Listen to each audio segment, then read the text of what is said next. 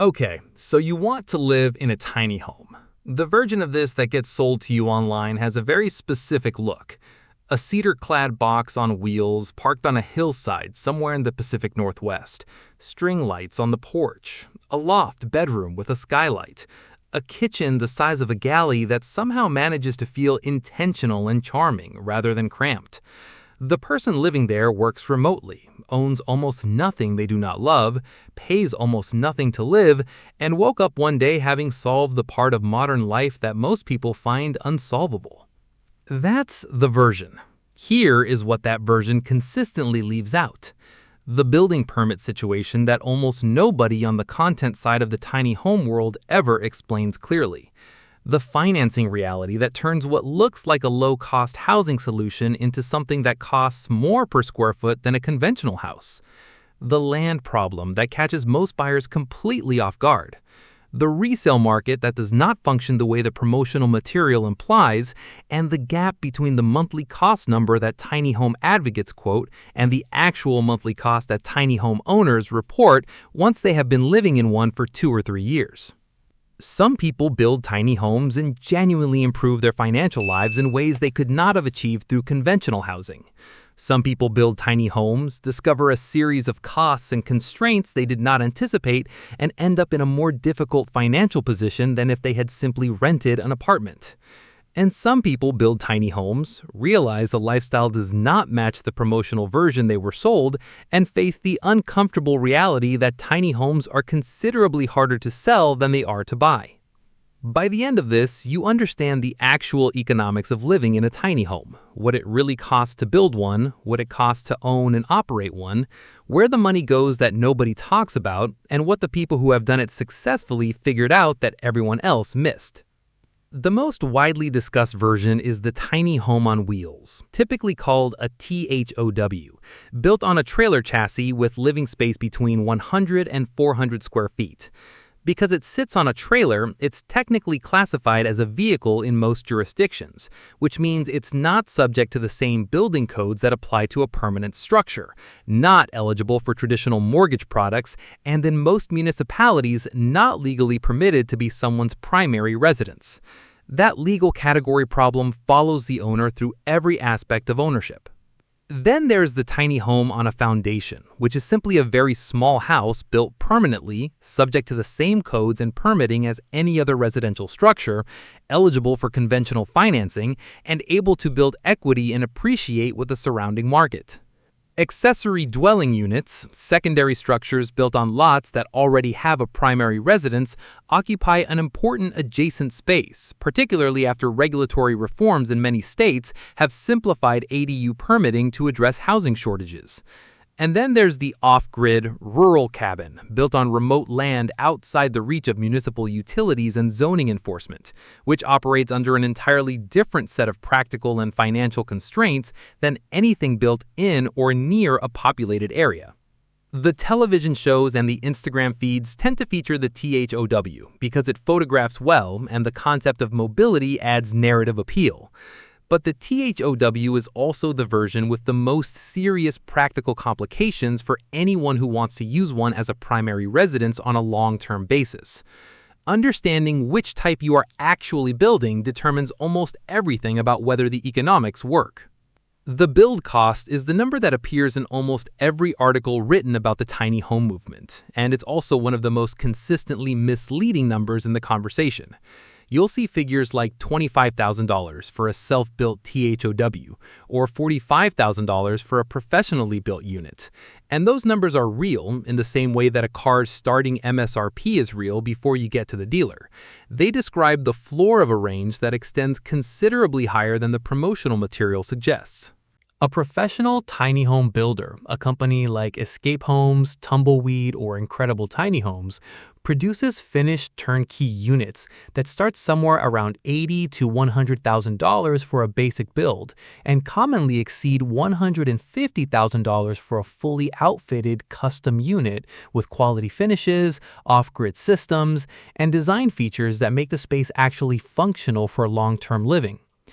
As of 2024, the national average cost of a professionally built TITO in the United States sits somewhere between $80,000 and $120,000 depending on size, materials, and region. The self-build path genuinely can be accomplished for less money, but the gap between the promotional version and the realistic version is significant. A person who builds their own tiny home from scratch, purchases materials carefully, does all of the labor themselves, and makes no major mistakes might finish a basic unit for $30,000 to $60,000. That range assumes they have meaningful construction skills, access to tools, a place to build that does not require paying rent on a shop space, enough time to complete the project over months or years without paying for temporary housing simultaneously, and a willingness to live in a structure that reflects the limitations of their own construction expertise rather than the finished quality of a professional build.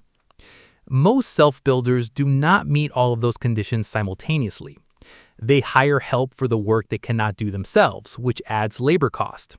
They make design decisions partway through the build that require undoing previous work. They discover that certain systems, electrical wiring, plumbing, the HVAC solution for a small space, require a licensed contractor to install legally and safely. They pay for temporary housing or storage during the build period. And they encounter material costs that have risen substantially since the cost estimates they were working from were published.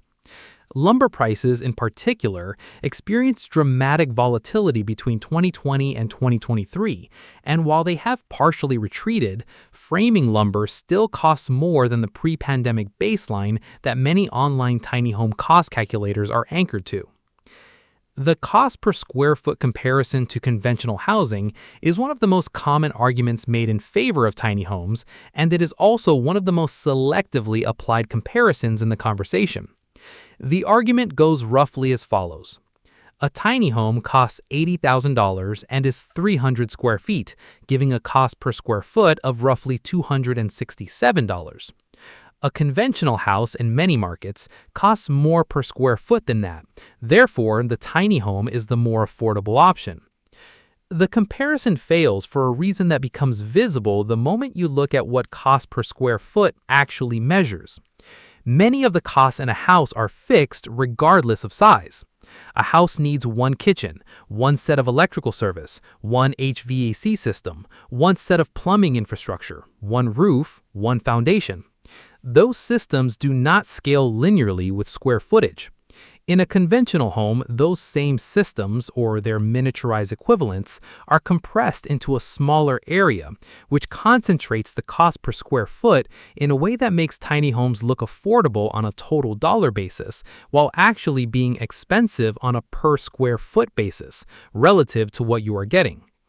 A 300 square foot tiny home at $80,000 costs $267 per square foot.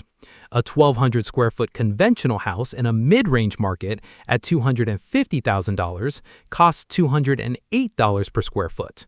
The tiny home costs more per square foot, not less, while providing a fraction of the space. The total dollar number is lower, which is the relevant figure if you are comparing absolute costs.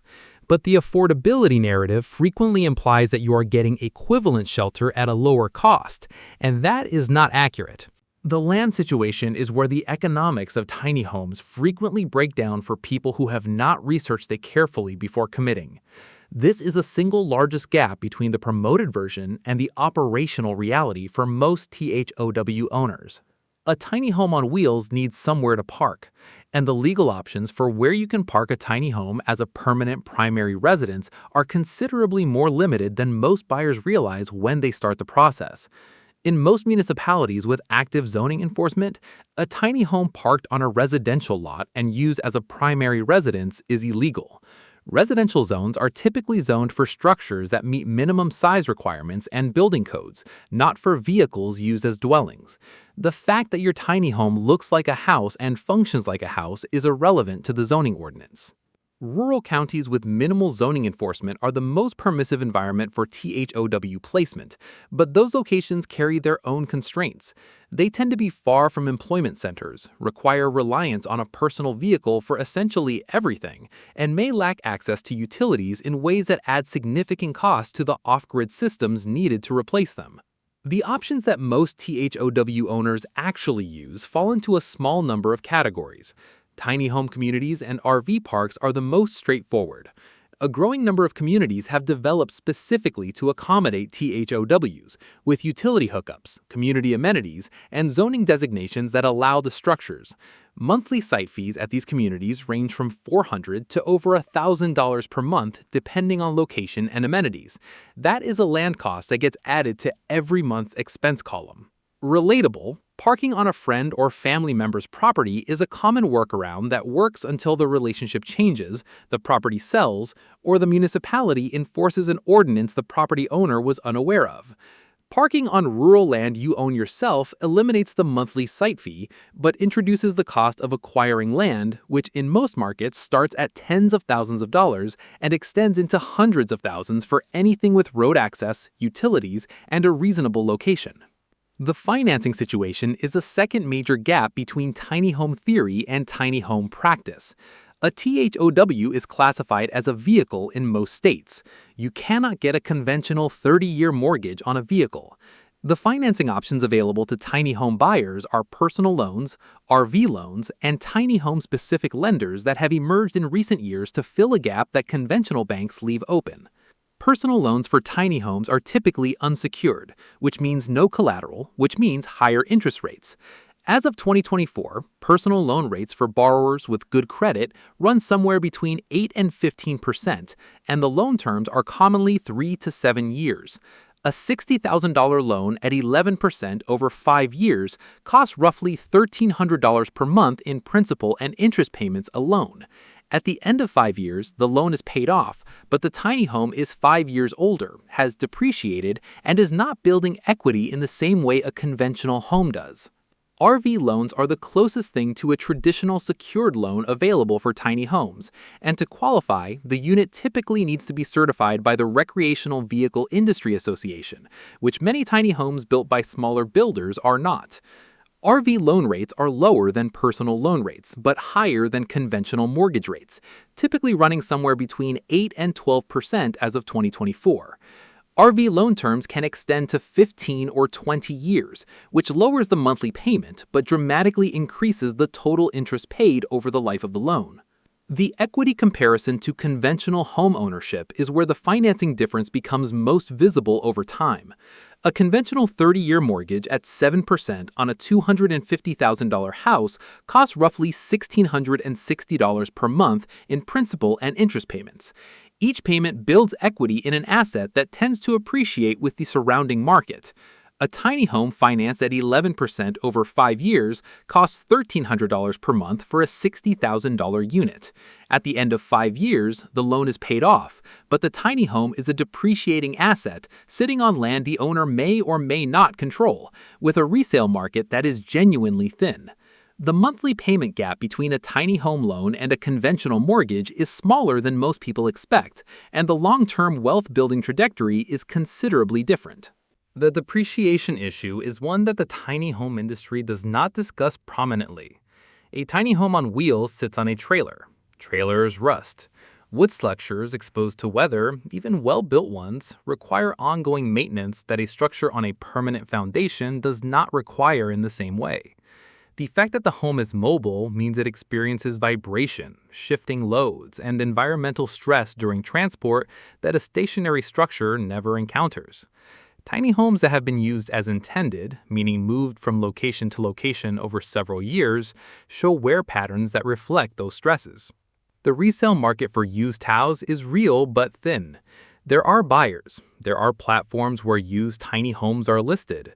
But the pool of buyers is far smaller than the pool of buyers for a conventional used house, which means that selling a tiny home at a price that reflects what you spent on it requires finding a buyer who specifically wants that size, configuration, and condition of unit in roughly the location where you need to sell it.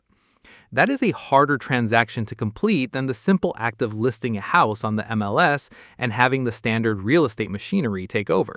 The monthly operating cost of a tiny home is the number that gets quoted most often in the financial case for tiny living, and it is the number that most frequently surprises people once they are actually living the experience. The common claim is that a tiny home dramatically reduces monthly expenses compared to conventional housing. That claim is true in some configurations and substantially misleading in others. Maintenance on a THOW is more intensive than a conventional house. The trailer requires regular inspection and eventual replacement. Tires age out on a schedule determined by time as much as mileage. The low-pitch roof common to THOWs is more prone to water intrusion than a steeply pitched conventional roof. The seams where the trailer frame meets the walls are a perpetual waterproofing challenge. Owners tracking actual maintenance spending on well-built units report costs of $1,000 to $2,000 per year in routine years, with spikes when major components need replacement. Insurance adds another layer. A THOW sits in regulatory ambiguity that standard homeowner and auto policies are not designed for, and specialty tiny home policies from companies like Strategic Insurance Agency or National General typically run $1,200 to $3,000 per year. That is more expensive per square foot than insuring a conventional house, reflecting the higher risk profile, the difficulty of assessing replacement cost on a custom-built unit, and the depreciation characteristics of a structure on a trailer. Combined, the maintenance cost, the insurance premium, the site fee, the loan payment, and the utilities create a total monthly cost that in many configurations is not dramatically lower than renting a modest apartment in the same area. Property tax treatment varies by jurisdiction. A THOW classified as a vehicle pays registration fees rather than property taxes, which tends to be lower than what a comparable real estate investment would generate in annual tax liability. A tiny home on a foundation is assessed like any other residential property. An ADU on an existing lot typically triggers a reassessment that increases the tax on the primary parcel. The utility costs of a tiny home are genuinely lower than those of a larger house. A 300 square foot structure requires far less heating, cooling, and lighting than a 1,200 square foot one. These savings are real, and over the course of a year they add up. But they are only one part of the operating cost equation, and the costs that offset them are the ones that rarely appear in the promotional math. Relationship and family dimensions are the ones most conspicuously absent from the promotional conversation. Couples who move into tiny homes together experience a version of proximity that has no parallel in conventional housing. There is no spare room to retreat to, no space for one person to be alone while the other is present. For couples whose relationship handles sustained closeness well, this is manageable. For couples who need more independent space, it becomes a significant stressor. Families with children are notably rare in tiny home content for a reason that is structural rather than coincidental. A single person or a childless couple can fit a functional life into 300 square feet. A family with 2 children cannot, and the attempt to do so produces conditions that most families find untenable within a relatively short period. The tiny home on a foundation or the small conventional house in the 150 to 500 square foot range solves several of the legal and financial problems associated with the THOW while preserving much of the cost efficiency. These structures can be mortgaged, they build equity, they appreciate with the surrounding real estate market, they are straightforwardly insurable, and they do not require the owner to solve the land problem in the same way. The limitation is that they are significantly harder to build in many jurisdictions. Minimum square footage requirements exist in most municipalities, set either through zoning ordinances or building codes, and those minimums commonly exclude structures in the range where tiny homes tend to live. Advocacy organizations like the American Tiny House Association have worked with municipalities across the country to revise those minimums, and a growing number of jurisdictions have created tiny home-friendly zoning categories that allow smaller structures than the traditional minimum. The progress is real but uneven. A tiny home on a foundation that is legal and mortgageable in one county may be impossible to permit in the adjacent county. The accessory dwelling unit path is where the most practical financial case for small footprint living frequently lives, particularly for homeowners who already own a primary residence.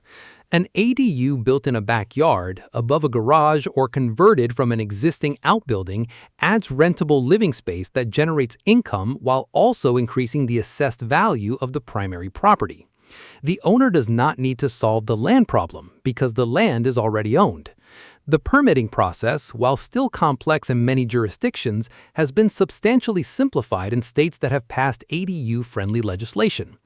And the rental income from a well-located ADU can cover a significant portion of the primary mortgage payment, changing the economics of the primary property in a meaningful way. California's ADU reforms since 2020 are the most widely discussed example. Before the reforms, adding a backyard unit in most California municipalities required navigating a discretionary approval process that could take years and cost tens of thousands of dollars in fees and studies before a shovel touched the ground. After the reforms, most ADUs became a by right permit, meaning the city had to approve them if they met objective standards without requiring a discretionary hearing. The result was a dramatic increase in ADU construction across the state, with permit applications increasing by more than 400% between 2018 and 2022.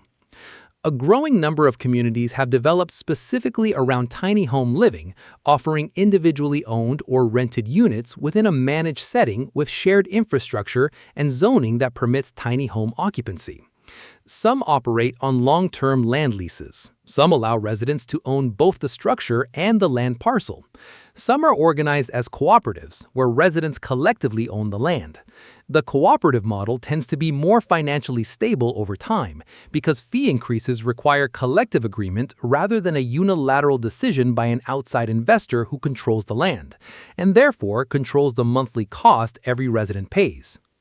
The people for whom the tiny home model works most reliably share a specific set of characteristics. They own or have very low-cost access to land, which removes the most variable and least predictable costs from the equation. They have the skills or the financial resources to manage a self-built or custom-built project without the cost overruns that sink many first-time builder owners. They have income streams that are geographically flexible, allowing them to locate where land and site costs are low rather than where employment concentrates. They have a lifestyle that genuinely fits into a small space, meaning either they live alone or with one other person who shares their preferences, they do not accumulate possessions, and they find the logistical constraints of tiny home living acceptable rather than burdensome. That describes a real population for whom the economics genuinely work. It does not describe the majority of people drawn to the idea by the way it looks in a promotional thumbnail. The operators, designers, and community builders who have built the most sustainable enterprises around tiny home living are the ones who have been honest with those constraints. The builders who explain clearly what the total cost of ownership looks like over 5 and 10 years, not just the build cost. The communities that help prospective residents understand the full monthly cost, including site fees, insurance, and maintenance, before they commit. The designers who prioritize long-term functional livability over the photogenic quality of a space that looks good in a 45-second video clip. The honest financial case for a tiny home built carefully on land you control in a jurisdiction that accommodates the structure legally with a financing structure that does not consume the cost advantage in interest payments is a genuinely compelling one for the right person. The monthly all-in cost for an owned and paid-off tiny home on a low-cost rural parcel with solar power and a well can realistically be under $500 per month. For a person who has structured their financial life and their work life to accommodate that configuration, it represents a kind of housing cost freedom that conventional ownership in most American markets cannot offer. The gap between that realistic best case and the promotional version of tiny home living is where most of the financial disappointment lives. The person who buys a $90,000 custom THWO on a personal loan, parks it at a community charging $800 per month in site fees, pays $1,200 a year in specialty insurance, spends $1,000 a year on maintenance, and discovers 3 years in that they want to live somewhere else, is not going to find a quick buyer at a price that makes the numbers work. That person has not built equity. They have purchased a depreciating asset with expensive financing, experienced a lifestyle they may or may not have found as satisfying as they expected, and now faces the logistical and financial challenge of selling something with a limited buyer pool at a price the market is not obligated to honor. The tiny home industry is not a scam, and the people who build and sell tiny homes are not generally selling a fraudulent product. They're selling a real product with genuine appeal to a specific population. The problem is not the product. The problem is the mismatch between the way the product is presented and the full economics of what owning and living in one actually involves over time. Every cost that goes unmentioned in the promotional video is a cost that a buyer discovers later, usually after they have committed to the purchase, and usually at a moment when the discovery is more stressful than informative. The people who have lived in tiny homes for 5 years and would choose to do it again are the ones who went in with accurate information and found that the reality matched their expectations closely enough to justify the constraints. The people who have lived in tiny homes for 2 years and moved back to conventional housing are often not the ones who found the lifestyle unbearable. They are the ones who found that the financial case they had built in their minds, the one based on the promotional numbers and the content they had consumed, did not survive contact with the actual monthly cost sheet. Understanding what those costs really are before the purchase is the thing that most of the promotional conversation about tiny homes consistently fails to provide.